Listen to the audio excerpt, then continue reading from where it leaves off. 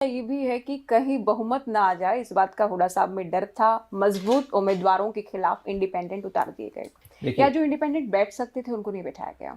देखिए जैसा मैंने कहा, बहुत सारी बातें रही होंगी, पर हर बात की चर्चा टेलीविज़न या अखबार पर नहीं की जानी चाहिए। मेरी पार्टी की अनुशासन की सीमा में मैं जितनी बात आपको और आपके दर्शकों को कह सकता था, मैंने लगभग बताई। हम्म, उससे ज़्यादा कहना इस समय पार्टी के हित में अनुचित होगा। हम्म। आपने चंडीगढ़ में ये भी कहा कि हम ये कह लें कि हमारा वोट परसेंट बढ़ा के मार्जिन बहुत कम है, ये काफी नहीं है। मैंने हुडा साहब से भी सवाल पूछा, जीतने के लिए 46 सीटें तो लानी ही होंगे। कांग्रेस को जीतने के लिए 46 सीट काफ़ी नहीं, क्योंकि जब हम 46 सीट लाएंगे तो दूसरी तरफ से उम्मीदवार खरीद लिए, एमएलए खरीद हम्म, लिए जाते हैं बीजेपी के द्वारा। इसलिए कांग्रेस को कम से कम 55 सीट लानी पड़ेंगी, और कांग्रेस 55 सीट से ज्यादा ला सकती है। हरियाणा के लोगों के मन में आज भी कांग्रेस बसती है, ये मेरा मानना है। हम्म। कैंडिडेट्स को लेकर आपने कहा कि सिलेक्शन में गलतियां रही, क्यों टिकट आवंटन सही नहीं था कांग्रेस का?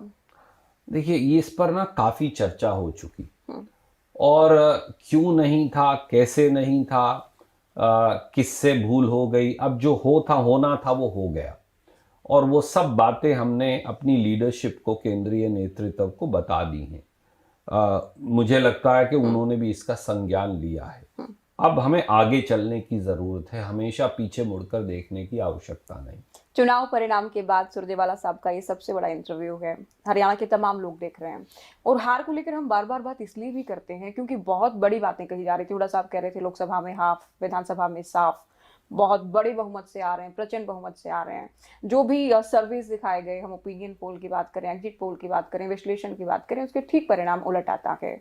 तो उसमें जिम्मेदारी लेनी भी तो बनती है ना सुरजेवाला साहब। जिनको फ्री हैंड दिया गया था वो नेता जिम्मेदारी से क्यों भाग रहे हैं? देखिए, लोकसभा में हमको 3 से 4 सीट और मिलनी चाहिए थी। जो मिली वो कम है, लोग हमें ज़्यादा देना चाहते थे। विधानसभा में ये कांग्रेस के लिए 70+ सीट का चुनाव था, लोगों की आकांक्षाओं के अनुरूप। अब जो नहीं हो पाया वो पूरे प्रदेश के सामने है।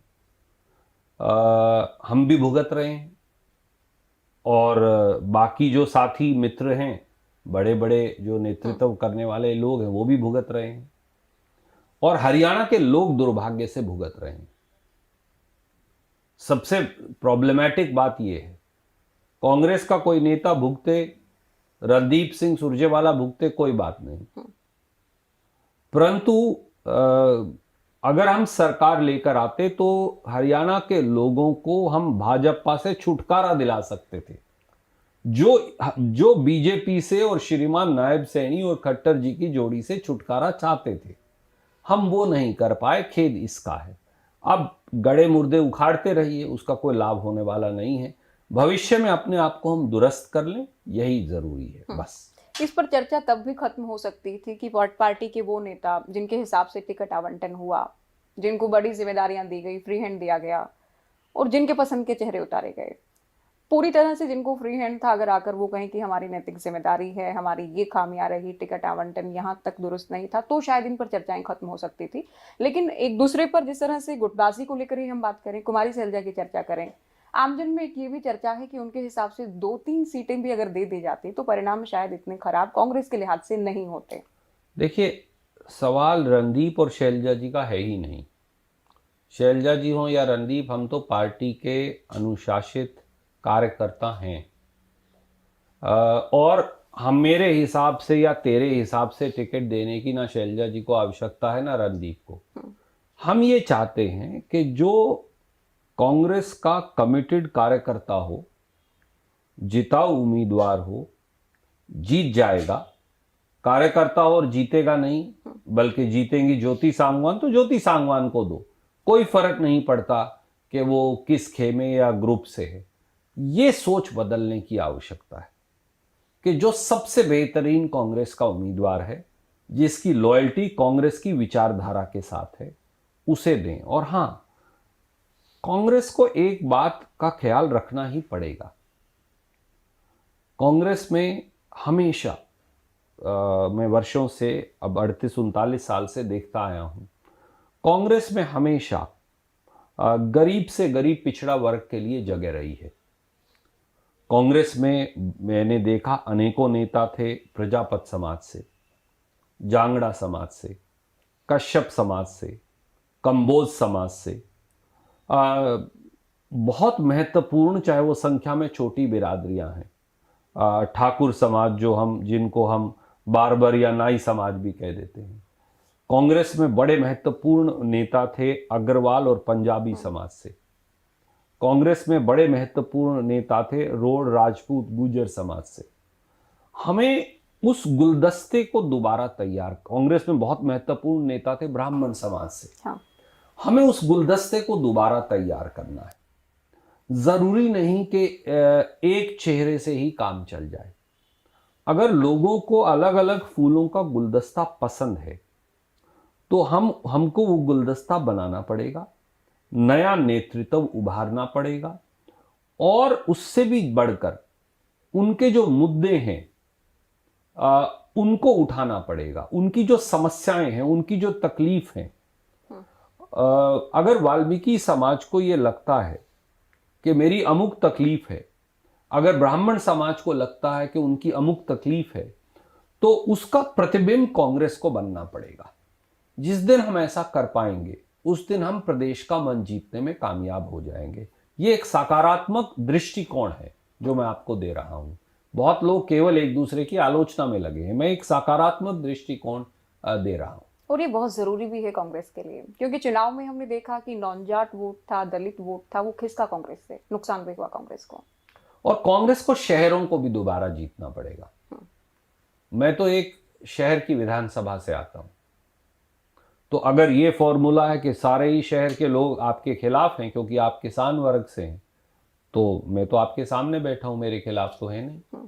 मैं आपको कहता हूं, आप बूथ उठाकर देखिए, वो बूथ जहां अग्रवाल समाज हावी है, वो बूथ जहां पंजाबी समाज हावी है, जहां वाल्मीकि या रविदासिया समाज हावी है, वहां कांग्रेस जीत रही है। तो ऐसा नहीं है कि आप मन नहीं जीत सकते।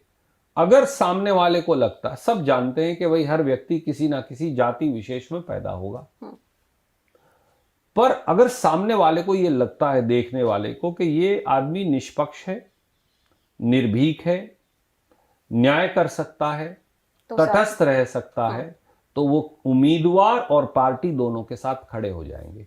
हमें ये आत्मविश्वास दोबारा कांग्रेस का लोगों में पैदा करना है। उनके मन में कांग्रेस है, आत्मा में कांग्रेस है, दृष्टिकोण में कांग्रेस है, सोच में लोगों के कांग्रेस है।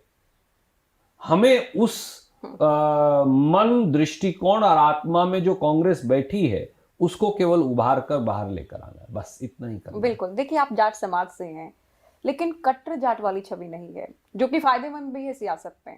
अभी हुड्डा साहब को मैंने इंटरव्यू किया, मैंने उनसे पूछा भी कि आपने पहले कहा कि मैं पहले जाट हूं, उसके बाद सीएम हूं।